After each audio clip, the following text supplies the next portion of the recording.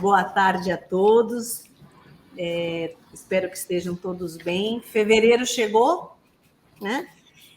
Fevereiro de 2023 e a gente aqui já está com novos projetos acontecendo.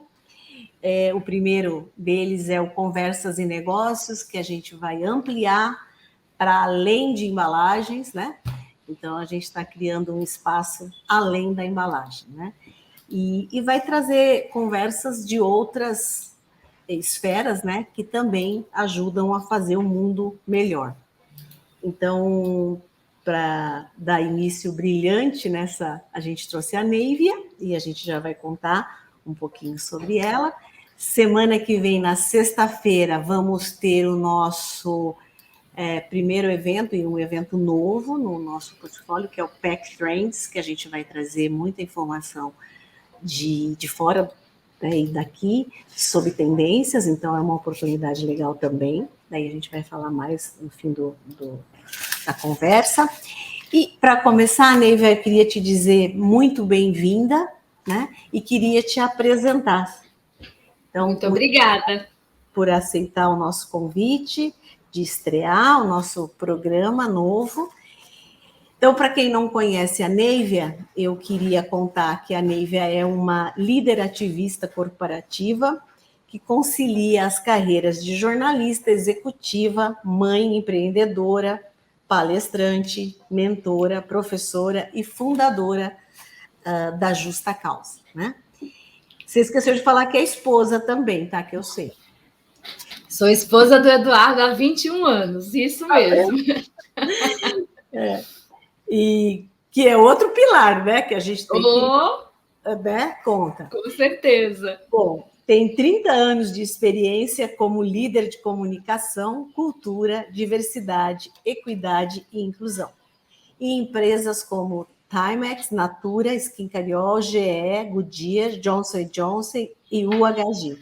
E é criadora do programa Líder com Neivia e dos movimentos Onde Estão as Mulheres e Aqui Estão as Mulheres, né? Então, ganhou merecidamente o troféu Mulher Imprensa e o prêmio Aberge em 2017 e em 2018, eleita uma das top voice do LinkedIn Brasil.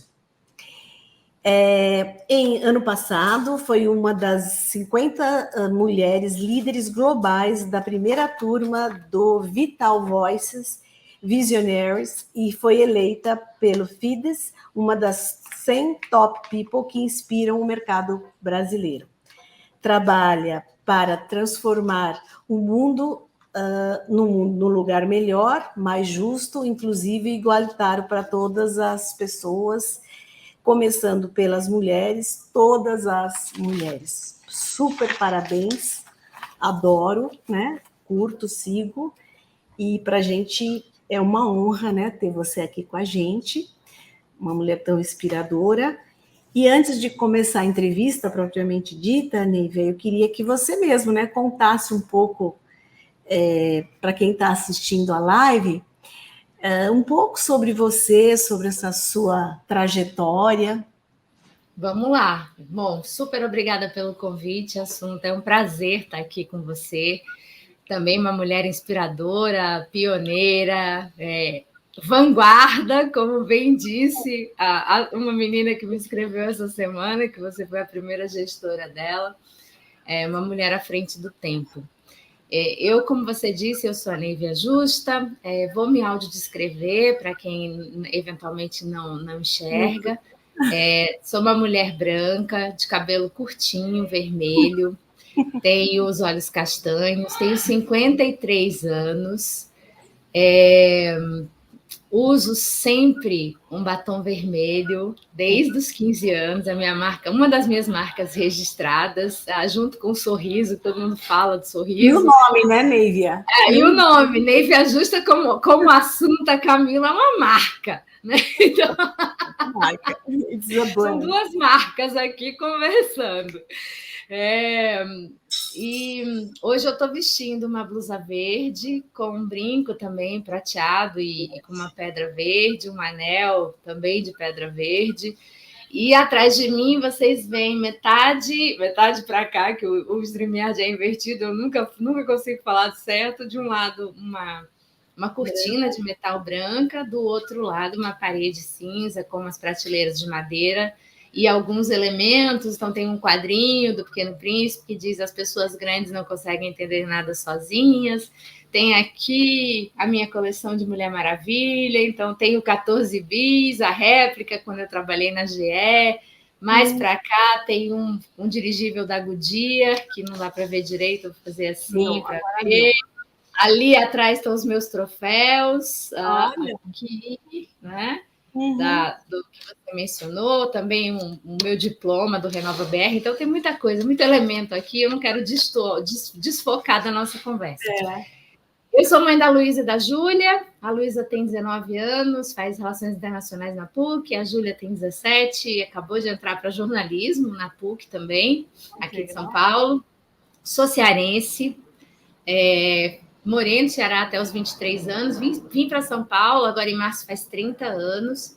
E eu comecei vim para São Paulo para fazer uma pós em marketing. Eu sou formada em jornalismo lá pela Federal do Ceará. Comecei minha carreira como jornalista, como apresentadora de TV, de 2 programas ao vivo e colunista do Jornal Povo. Tinha uma coluna que chamava Saia Justa, uma coluna de variedade.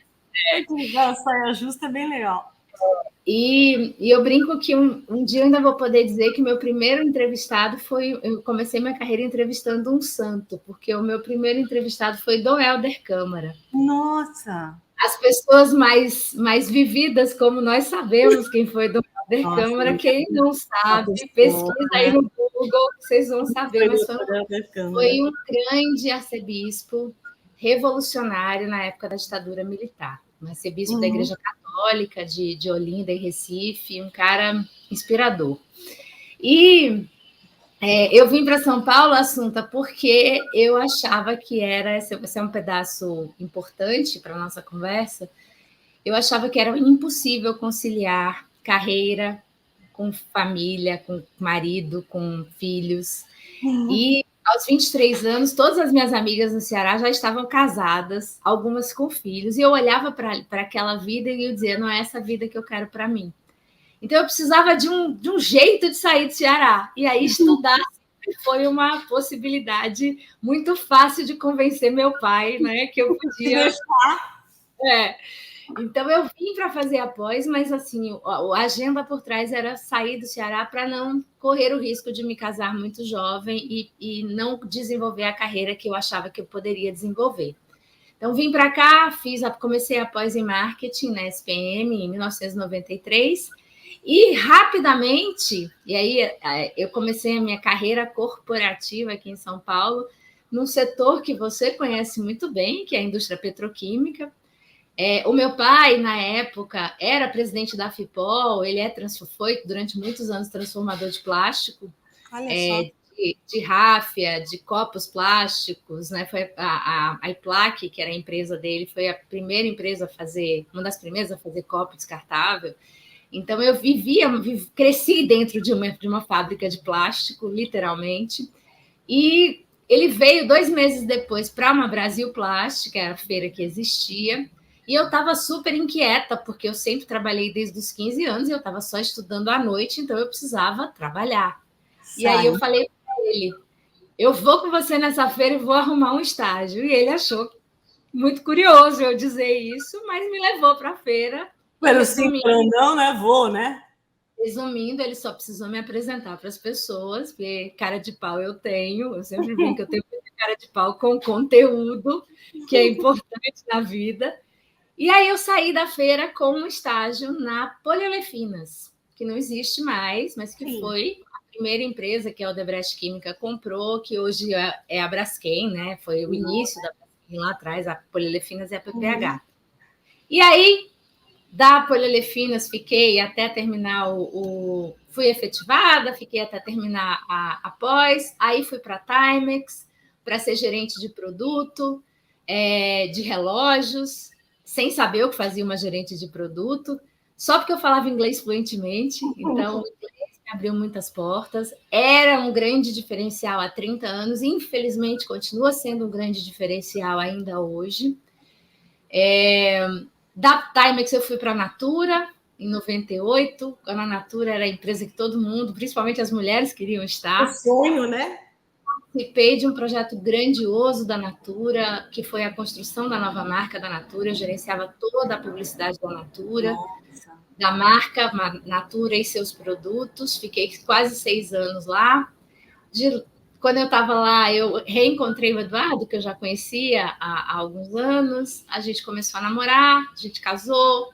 Eu fiquei grávida da Luísa, a Luísa nasceu. E aí, quando a Luísa nasceu, eu decidi que eu queria sair da Natura.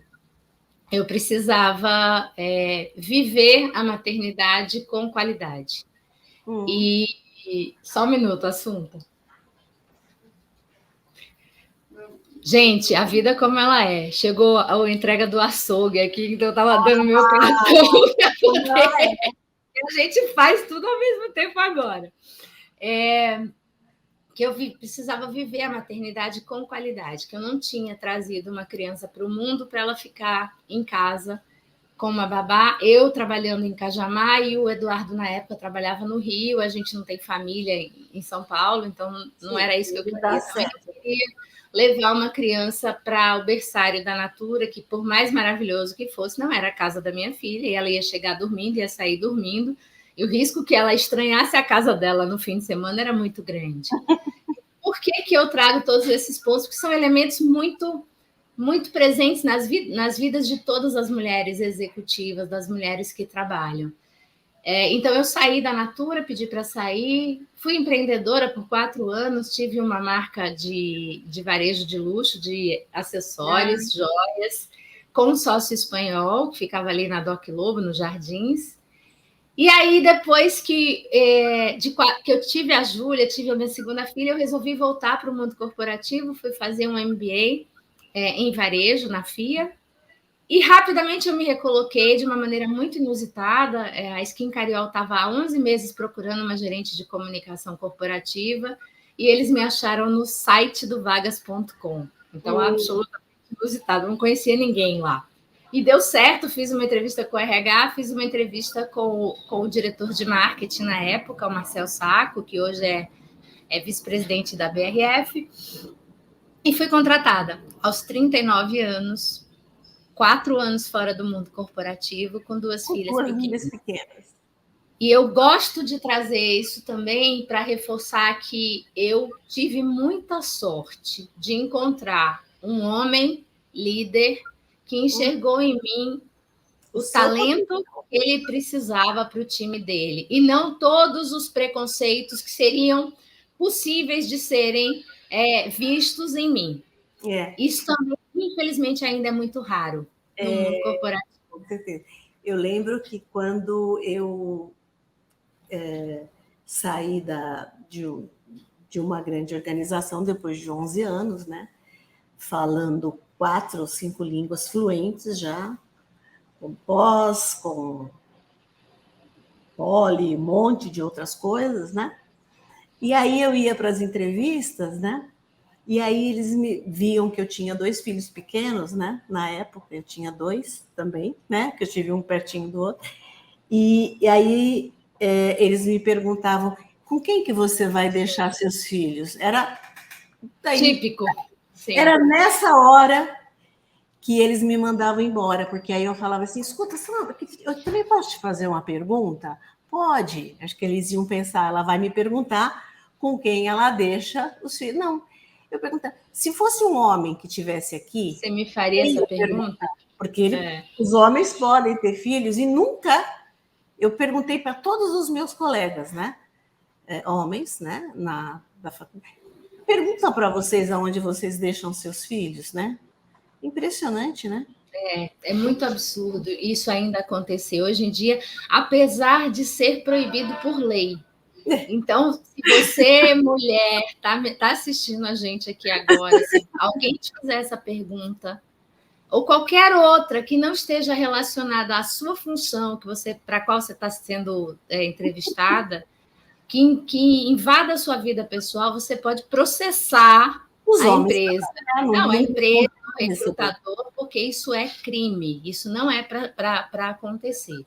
É. E aí, Assunta, foi nesse momento que a minha carreira, eu retomei a carreira e cresci exponencialmente na carreira, depois de ter sido mãe, com quase 40 anos, né?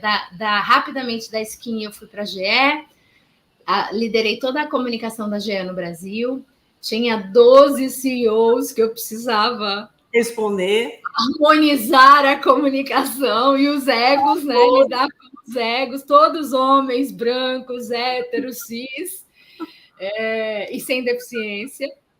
E de lá eu fui para a Goodyear em 2014, minha primeira posição como diretora regional América Latina de comunicação e relações públicas. E aí eu descobri em 2014, ou seja, anteontem, que eu era a primeira mulher naquela diretoria em 99 anos. E aí, Assunta, eu era tão inconsciente, como a maioria de nós até bem pouco tempo, da desigualdade de gênero, que eu demorei tempo para entender o que significava aquilo. Eu achava que tinha alguma coisa errada. Mas eu tinha uma coisa que eu ainda vejo acontecer muito, que é um misto de orgulho de autoria. Nossa, eu sou incrível, eu sou a primeira mulher, olha só. E estranhamento, porque você olha para um lado, você olha para o outro, você não tem com quem compartilhar, você não tem quem te entenda, não tem quem saiba o que você está passando. E aí, ainda não foi nem nesse momento, foi quase um ano depois, em 2015, quando eu fui chamada para fazer uma palestra na Anshan, lá em Goiânia, que eu falava sobre a minha visão do marketing da comunicação dos últimos 20 anos, e eu mostrava tendências, eu falei da tendência da diversidade, e eu trouxe uma foto, que era eu, o Jaime Zuck, que era o CEO da Goodyear, da América Latina na época, que eu brinco que parece um bebê Johnson gigante, porque ele é branco, do olho azul, careca, completamente careca, e o Marvin, que era o nosso diretor de recursos humanos, que é um homem ganês-canadense, preto retinto. Preto retinto. E eu dizia, vocês nunca vão encontrar uma diretoria tão diversa quanto essa. E eu contava que eu era a primeira mulher em 99 anos. E aí, quando eu contei isso, terminou a palestra, o pessoal da Anshan veio em cima de mim e falou: você precisa voltar aqui semana que vem para o Fórum de Liderança Feminina para contar essa história. E eu te confesso que eu demorei para entender qual era a história que eu tinha que contar. De tão inconsciente que eu era. Por quê? E você e todas as mulheres da nossa geração e das gerações que nos antecederam vão entender isso. A gente entrou no mercado de trabalho do jeito que dava.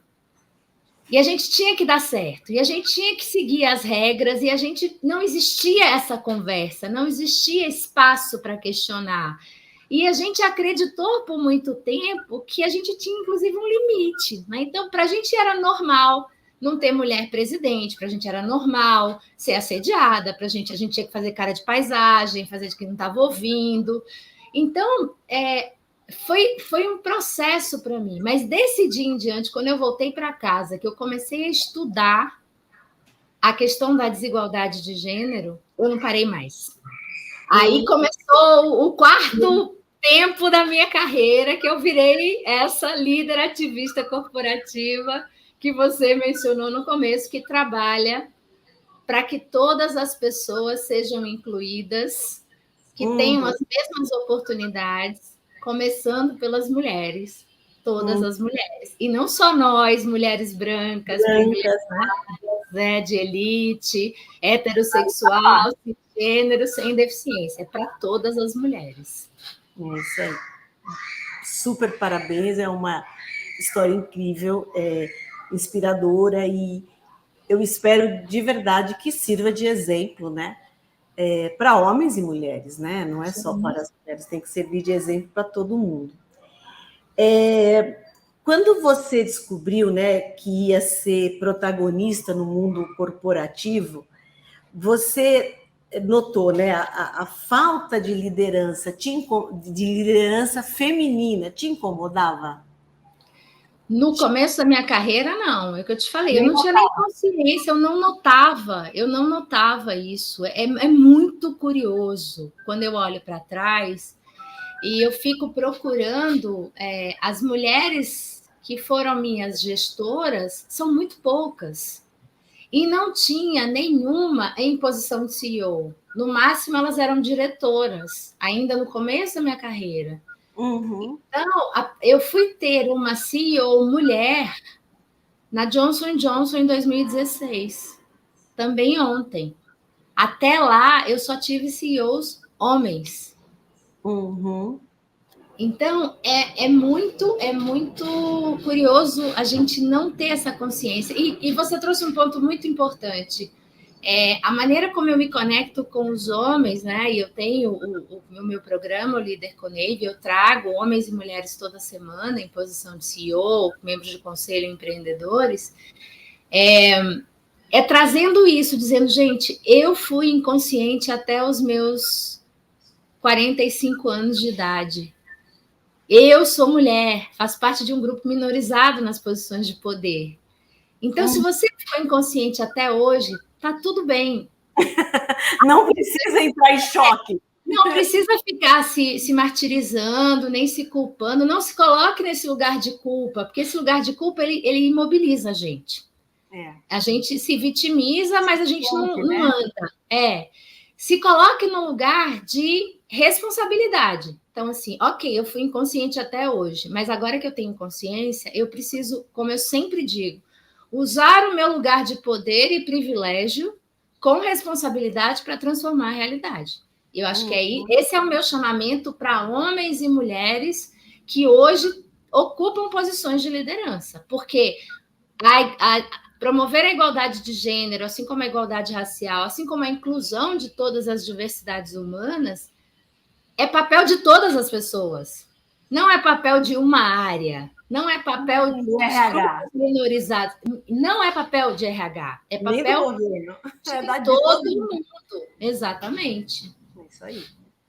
E você percebeu, né, que isso era uma questão que tinha que ser relevante para a empresa, e como que você defendeu na empresa? Olha, vai ser importante porque no fim do dia o que importa é money, né? Como que você defendeu e justificou isso? Olha, Assunta, lá na Goodyear eu tinha um patrocinador esplendoroso, né? Que era o Jaime, o CEO. O Jaime, inclusive, no meu começo lá, ele enxergava em mim, que é uma outra coisa que também acontece muito conosco, mulheres, ele enxergava em mim muito mais do que eu mesma enxergava. Então, assim, eu era diretora de comunicação, eu estava diretora de comunicação e relações públicas, mas ele queria que eu fosse a diretora de inovação, ele queria que eu fosse a diretora de novos projetos. Eu dizia, calma, Jaime, deixa eu estruturar a área de comunicação e relações públicas no continente, porque era do México para baixo, coisa, não é pouca coisa. Né? Porque todo mundo acha, não, mas todo mundo fala espanhol. Gente, não. Cada país é único, cada cultura é única, e o negócio estava em estágios diferentes em cada país. E a gente estava promovendo uma revolução, inclusive cultural, de posicionamento de marca com eles. Então, era muita coisa. Então, com o Jaime foi muito tranquilo.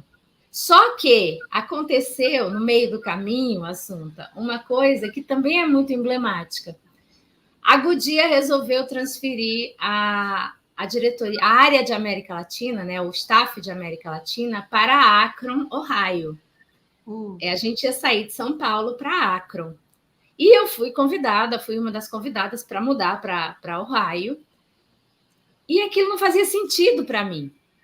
Então, eu durante 3 meses, eu fiquei sofrendo, porque o meu ímpeto seria já recusar, mas a gente tem que negociar. Quando você tem marido e filhas, ou filhos, você vai negociar. E o meu marido tinha um desejo muito grande de morar nos Estados Unidos. Eu já tinha morado na Inglaterra no começo da minha juventude, estudando, então, e já tinha morado na Espanha também, estudando. Então, para mim, morar fora do país não é mais uma questão. Meu lugar é aqui no Brasil, é onde eu posso fazer a diferença. Mas eu fiquei 3 meses sofrendo para dizer que eu não queria aquilo, e que eu não queria Porque eu iria mudar para uma cidade que tem 20 mil habitantes, que faz menos 22 graus centígrados no auge do inverno, uma cidade que existia em torno da Goodyear, e eu ia ter que ficar viajando para a América Latina muito, ia ter que deixar o meu marido com as minhas filhas lá. Para mim era óbvio que o nosso universo ia encolher, e principalmente para as meninas, elas estavam entrando na adolescência, não fazia nenhum sentido você meninas que nasceram foram criadas em São Paulo e ir para uma cidade daquele tamanho. E aí eu recusei a proposta da Goodyear e, obviamente, quando a transição aconteceu, eu liderei toda a comunicação da transição, mas quando aconteceu, não tinha lugar para mim no Brasil.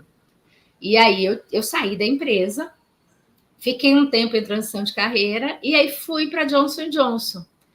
E a minha escolha para ir para Johnson & Johnson foi exatamente porque a Johnson & Johnson era liderada, a consumo para onde eu ia, era liderada no Brasil por uma mulher, a Duda Kertz, era a CEO da Johnson & Johnson Consumo no Brasil, e era liderada por uma mulher na América Latina, a Susan. E tinha todo um programa já de liderança feminina, um grupo de trabalho. Eu falei, bom, eu vou para esse lugar, porque é onde eu tenho que estar, porque o caminho já está pavimentado, então eu posso acelerar o que seja necessário. Então, eu não tive grandes embates para que ficasse claro qual era a importância de trazer a igualdade de gênero. Eu pude expandir, na verdade, eu pude expandir essa conversa e o meu próprio aprendizado, porque aí eu fui convidada para fazer parte do comitê de América Latina, que estava sendo criado, e olhar para todos os países e ver o que era a prioridade de inclusão em cada país. Então, aprendi muito sobre igualdade racial, aprendi muito sobre a questão da inclusão de pessoas com deficiência e a inclusão de pessoas LGBTQIAP+. Então, foi uma jornada muito bacana. Aí, quando eu saí da Johnson & Johnson em 2017, final de 2017, entre 2017 e 2018 até metade de 2021, eu toquei os meus projetos pela justa causa. Eu brinco que eu fiz um detox do mundo corporativo, que de tempos em tempos é necessário, né? Porque, infelizmente, o mundo corporativo ainda é um ambiente muito tóxico, especialmente para pessoas que fazem parte de grupos minorizados. E me dediquei a fazer os meus projetos de inclusão e diversidade, de comunicação inclusiva, comecei a dar aula, diversifiquei a matriz aqui, por isso que eu digo, eu não caibo numa caixinha só. E aí, no meio de 2021, eu fui liderar a área de cultura, inclusão e diversidade da UHG aqui no Brasil. A United Health Group é a maior empresa de saúde do mundo, e aqui no Brasil é dona da Amil e do Américas, que é a unidade de hospitalar, né?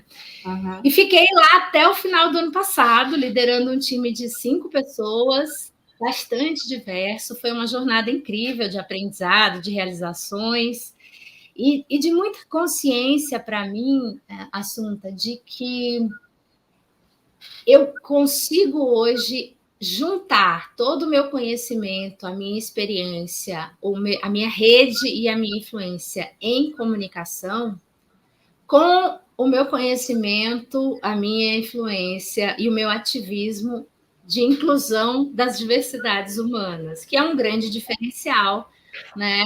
Por quê? Porque a inclusão começa pela comunicação. E muitas vezes as pessoas não se dão conta disso. Né? E a inclusão, assim como a comunicação, ela não é uma área, não deveria ser uma área. Ambas são habilidades de líderes. Deveriam ser exatamente habilidades a serem desenvolvidas por quem quer liderar times. Uhum, muito bom. Quando você começou, né, e você contou que seu pai tinha uma empresa, né, na área de embalagens plásticas, então você conhece um pouco da indústria de embalagens até em casa, né? Conheço bem. Conhece bem.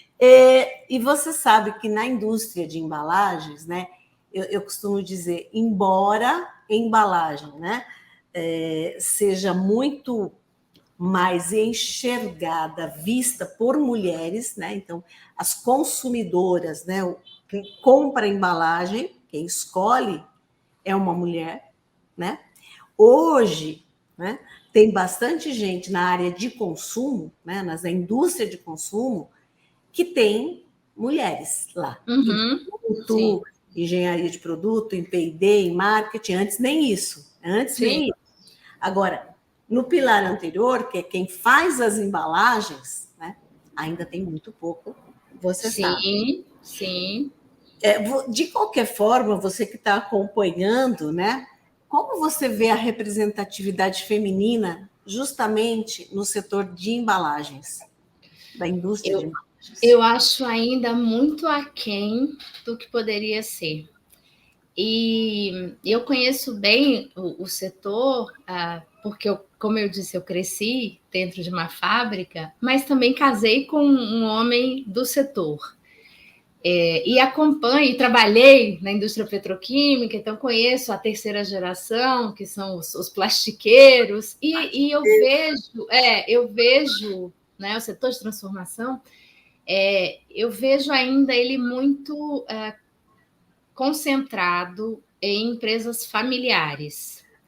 E empresas familiares que muitas vezes privilegiam os filhos homens em detrimento das filhas mulheres. Eu nunca vou esquecer, Assunta, em 2016. Eu já estava aqui em São Paulo desde 93, né? Então, eu estava em São Paulo há 13 anos. Não, 23 anos. 23 anos, isso, 23 anos. Eu frequentava os jantares anuais da Biplast desde quando eu vim. Eu ia com meu pai, era almoço ainda, lá na Avenida Angélica, depois passou a ser jantar. E sempre tinha a entrega do prêmio, né, do destaque das pessoas do setor. E aí, em 2016, meu pai foi um dos homenageados. E junto com 2 outros, e eu olhei aquilo e eu falei, caramba, eu nunca vi uma mulher nesse palco. Esse ano teve. Não, então, aí eu vou te contar a origem disso, a cutucada, né? E aí eu cheguei perto do José Ricardo Roriz Coelho, que é o presidente da Biplast, e que inclusive vai ser meu convidado esse ano no Líder com Neiva, e disse para ele, Zé, onde estão as mulheres? E aí ele falou, mas, né? Eu disse, olha então, só, aí... né? Existem, as mulheres do setor existem. É só procurar, como diz a propaganda do Google. Tem um monte de mulher incrível por aí, é só procurar. E aí, no ano seguinte, ele trouxe a primeira mulher homenageada. Eu lembro que foi uma... A Laura.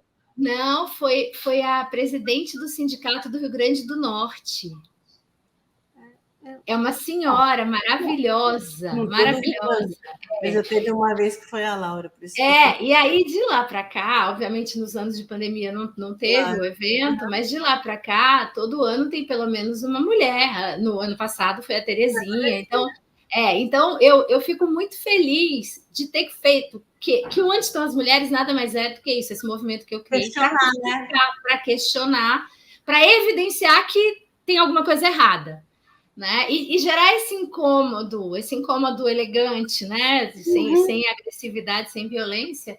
E eu lembro que não só o jantar da Biplast começou a homenagear mulheres também, mas eu lembro que no evento também do setor, que o José Ricardo estava moderando um painel que tinha basicamente só mulheres, e eu estava na plateia assistindo, e ele falou, olha aqui, Neive, aqui estão as mulheres. Eu estava ali. Então, eu acho que assim, tem uma oportunidade muito grande disso ser alavancado, acelerado, é necessário, mas, de novo, é necessário que os homens fundadores dessas empresas de transformação, que muitas vezes ainda, uma boa parte ainda está na operação, algumas delas já estão na segunda geração, que eles estejam abertos para perceber isso e para dar as mesmas oportunidades para as mulheres, os mesmos salários, os mesmos desafios. Outra pergunta. Né? Porque assim, a gente faz, muitas vezes, estou dizendo que todas, seja assim para tudo, né? Mas a gente sabe, nota, né? Que, poxa, a gente às vezes faz mais, né? Uma mulher, e ganha menos. Sim. E demora para receber a nomenclatura, sei lá, né? Porque é mulher, né? Então, não é o X e o Y que fazem a diferença na competência e na entrega. Isso é uma construção histórica. Quando eu às vezes, né, me chamam para fazer palestras sobre a questão da desigualdade de gênero, eu gosto muito de trazer uma perspectiva histórica para que a gente entenda e, inclusive, que a gente celebre o quanto a gente já avançou. Porque, olha só, assunto, eu gosto de trazer muito esse dado. Eu estou com 53 anos, a minha mãe tem 70, está prestes a fazer 78, e a minha avó tem 100 anos, está viva. Olha que linda! E a minha avó casou aos 18 anos, terminou o ensino, digamos, fundamental 2 e casou. Por quê? Porque o único destino para uma mulher do interior do Ceará era o casamento. E ela teve, durante 20 anos, ela só teve filhos. Ela teve 15 gestações. Ela emendava uma gestação na outra. E por que isso acontecia? Porque a mulher não era dona nem do próprio corpo, não existia anticoncepcional. O anticoncepcional é da década de 1960. Não é? A minha mãe é a segunda filha, ela tem uma irmã mais velha, um irmão, e ela é a terceira, é a segunda mulher da família. Ela foi a primeira mulher da família inteira, dos dois lados da família dela, a fazer faculdade. A minha tia, a irmã mais velha dela, que tem 81 anos, não pôde fazer faculdade.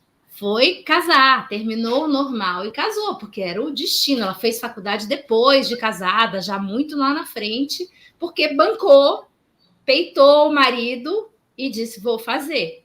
Mas a minha mãe foi a primeira mulher. Então, a minha mãe, eu nasci em 1969, a primeira grande leva de mulheres no mercado de trabalho começa a partir de 1970. Em 1970, a gente era 18% só da força formal de trabalho. Hoje, nós somos, até a pandemia, nós éramos 50%. Com a pandemia, nós também fomos obrigadas a sair do mercado de trabalho, então isso foi reduzido para foi reduzido para 45,8%. Eu não sei como é que está esse número hoje. Mas nós, mulheres, fomos as mais impactadas com a pandemia no mercado de trabalho e na violência doméstica, porque a violência doméstica aumentou quase 50% aqui em São Paulo durante a pandemia, porque muitas de nós ficaram reféns dos seus próprios algozes, porque quem pratica violência doméstica e feminicídio, na imensa maioria dos casos, são os maridos, os companheiros ou alguém da família.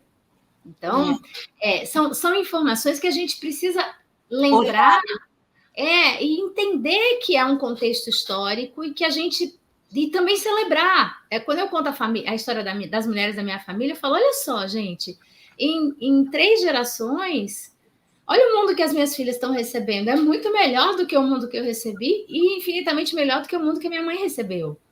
Então, a gente agora, está no ritmo que a gente precisa? Não, porque eu gostaria e eu trabalho todos os dias para ver isso acontecer na geração das minhas filhas ou, na pior das hipóteses, na geração das minhas netas. Para que isso não seja mais um tema, para que isso seja a realidade delas, para que elas não tenham incorporado, seja normal. Isso, para que elas não tenham que ficar discutindo salário, para que elas não tenham que ficar discutindo oportunidades.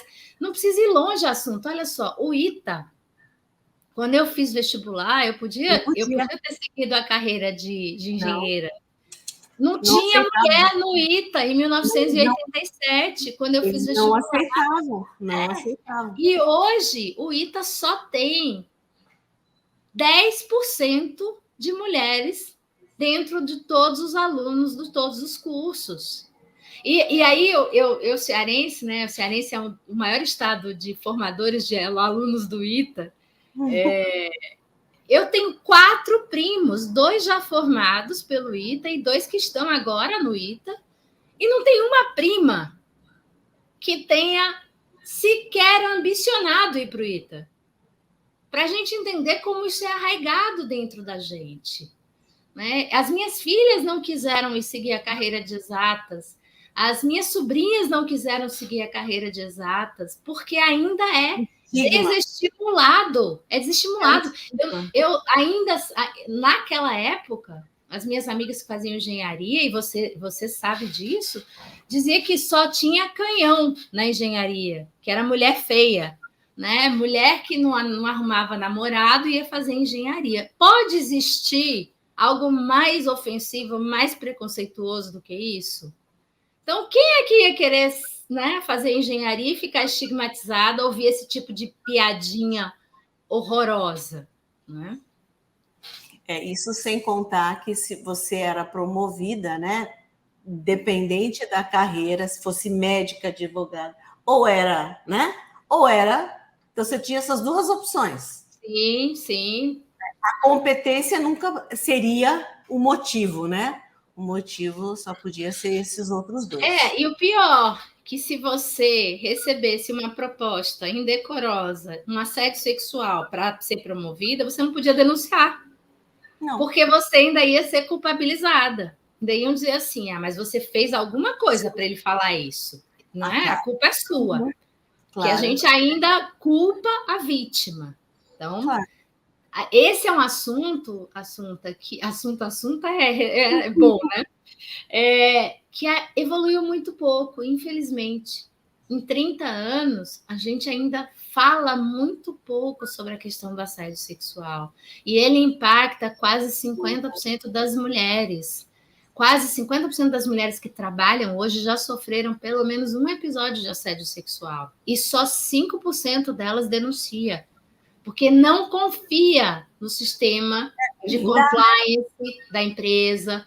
Porque acaba que ela continua sendo ou demitida ou culpabilizada, e o agressor, o assediador, muitas vezes é promovido, passa a mão na cabeça, atribui ao estilo da pessoa. Eu já tive que fazer mediação de um episódio de assédio numa empresa, e o assediador era carioca, e os donos da empresa, os fundadores da empresa, era uma startup, eles disseram para mim assim, não, mas sabe o que é?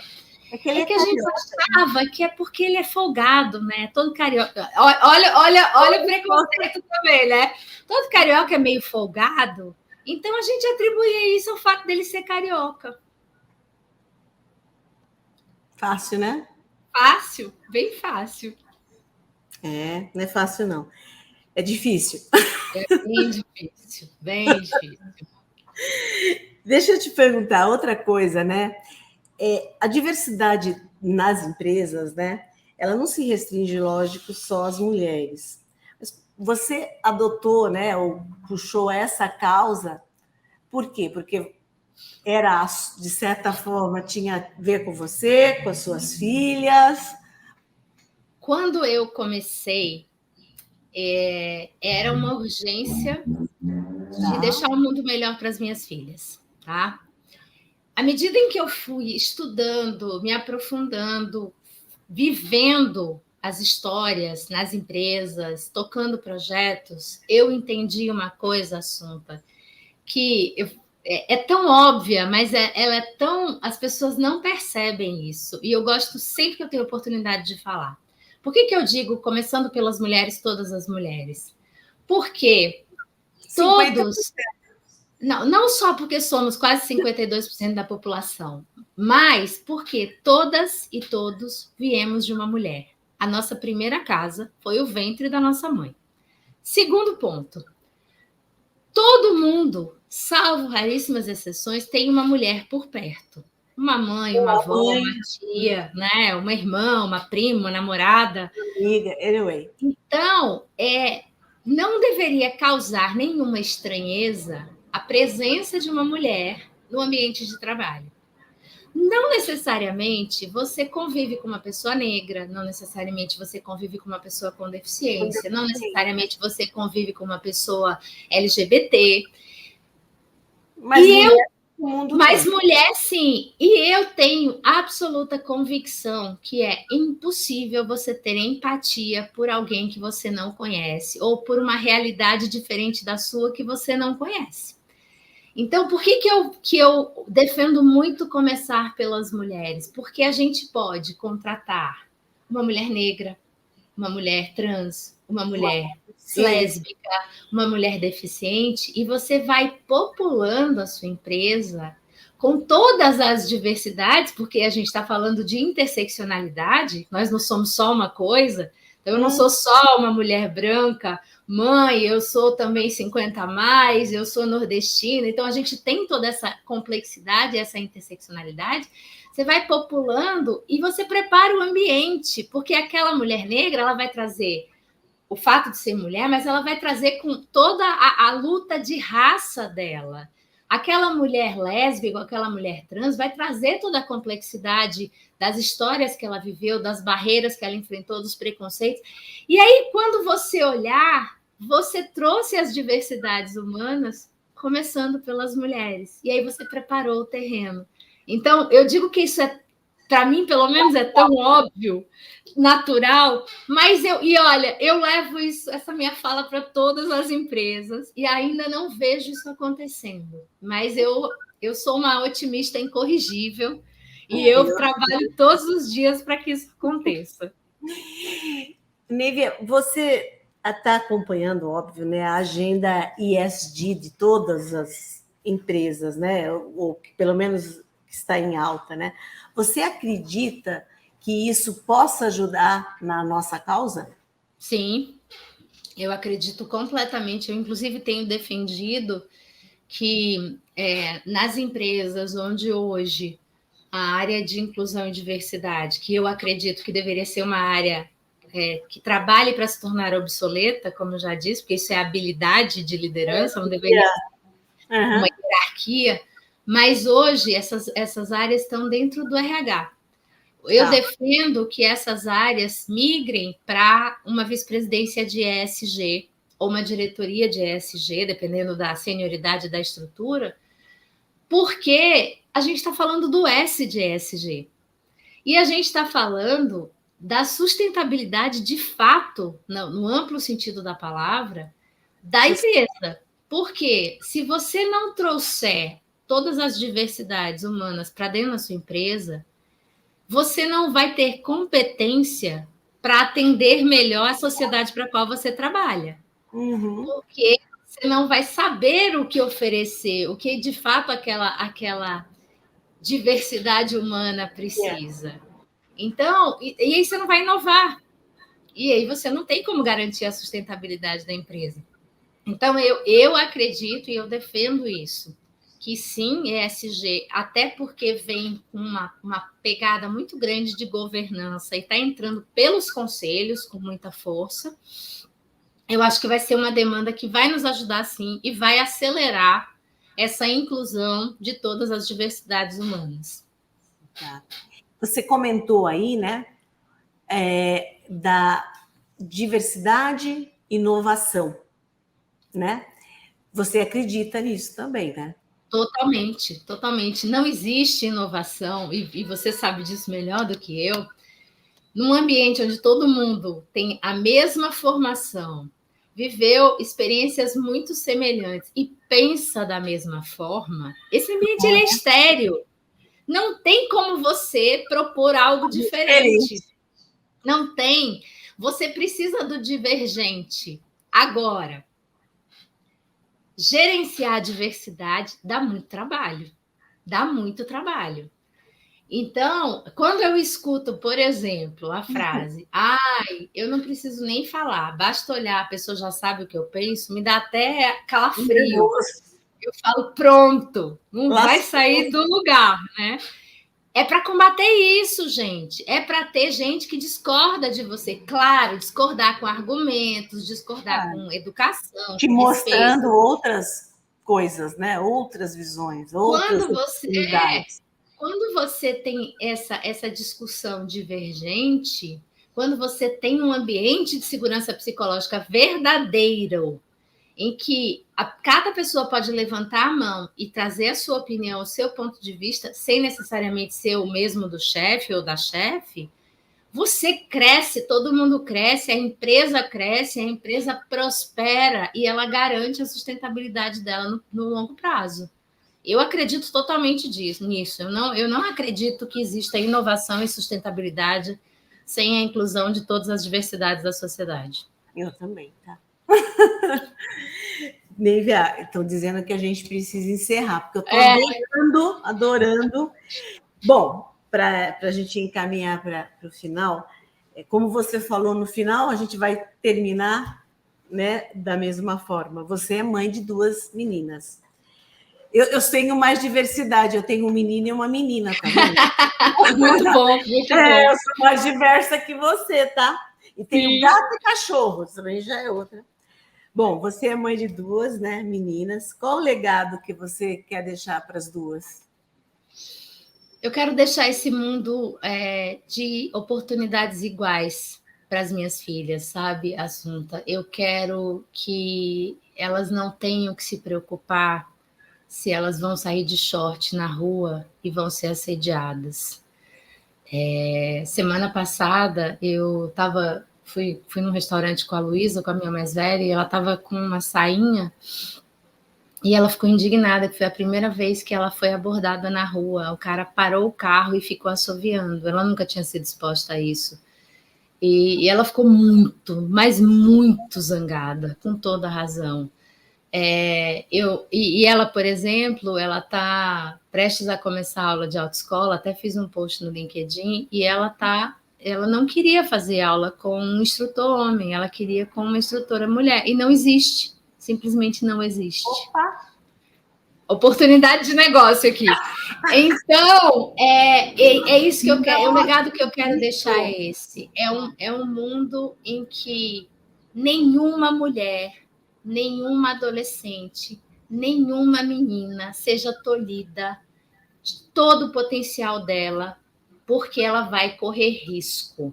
Né? As minhas meninas estão na faculdade agora e uma mãe com filhas na faculdade que começam a frequentar festas de faculdade, barzinhos e tal, a gente vive de sobressalto. I know. Então, é esse o mundo que eu quero deixar, que isso não seja uma questão na vida delas. Isso aí. Bom, Nívia, eu tenho só que te agradecer muito, muito, muito. Foi uma delícia, sobretudo. Eu não sei se a gente ainda pode abrir para pergunta ou está muito ferrado. Se tiver alguém que quiser mandar alguma... Eu não estou vendo o chat, por isso. A gente não enxerga aqui o chat, né? Ele tá vendo? Bom, mas se alguém quiser, ou depois mandar e-mail e reclamações, sugestões, né? A gente vai atender. Queria convidar todo mundo que quiser. A gente, a semana que vem, vai ter o nosso Pack Trends, vai ser híbrido, vai poder ser presencial e ser online, para quem não puder vir. Vamos trazer as nossas embalagens de verdade, as pessoas vão poder vê-las. Só ver, tá? Não pode ver. E a semana que vem, já deixar o convite, a semana que vem, na quarta-feira, a gente vai falar com o Mário Rabefeld, que é do On Safari, que está fazendo um trabalho maravilhoso, cuidando das onças, né? Já tem onça avó, Nívia, que legal. Ai, que demais, gente, que a demais. primeira já é avó. E tem feito um trabalho de resgatar, né? Porque nós, mulheres, né? Todo mundo tem que participar, né? Os Sim. bichos também, os cachorros, gato, as onças. Então, ele está cuidando dos bichos lá, né? E a gente vai conversar com ele quarta-feira que vem, tá? Então, Muito bom. convite, muito obrigada. Um abraço para todo mundo e a gente se fala na semana que vem. Tchau, Nívia. Eu quero te agradecer pelo convite, foi uma delícia de conversa. E quero te parabenizar pelo trabalho necessário e protagonista que você faz no setor de embalagens. O Instituto de Embalagens faz um trabalho primoroso. Continue, siga. A gente, de verdade, a gente gosta. E a gente, de verdade, acredita que embalagem melhor também vai fazer o mundo melhor. Pode ter certeza. Não tenho a menor dúvida disso. Então, sigam, que vocês estão fazendo um trabalho incrível. Eu sou muito fã. Obrigada, Nívia. Um beijo. Tchau. Beijo, boa noite. Tchau, boa noite.